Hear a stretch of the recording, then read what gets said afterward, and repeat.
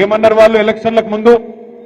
100 రోజుల్లో 6 గ్యారంటీలు అమలు చేస్తాం, 2000 పెన్షన్ 4000 చేస్తాం, 100 రోజుల్లోనే చేస్తాం, అత్తకు 4000 ఇస్తాం, కోడలకు 2,500 ఇస్తాం, మహాలక్ష్మి పథకం పెట్టి నెలకు 2,500 చొప్పున ఈ రాష్ట్రంలో ఉండే 1,68,00,000 మంది ఆడపిల్లలకి డబ్బులు ఇస్తాం.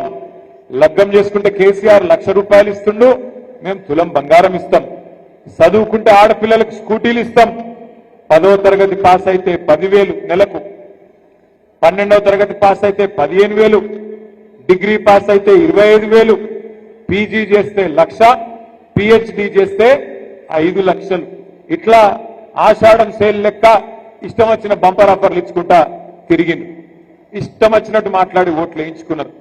ఇవాళ ముఖ్యమంత్రి గారిని అడిగితే, ఏమయ్యా ముఖ్యమంత్రి గారు, మరి 100 రోజుల్లోనే 6 గ్యారంటీలు అంటివి, ఇన్ని మాటలు చెప్తీవి కదా, 2,000 పెన్షన్ ఎక్కడ పోయింది, 15,000 రైతు భరోసా ఎక్కడ పోయింది, మహిళలకు చెప్పిన 2,500 ఎక్కడ పోయింది, తులం బంగారం ఎక్కడ పోయింది, స్కూటీలు ఎక్కడ పోయినాయి, విద్యా భరోసా కార్డులు ఎక్కడ పోయినాయి,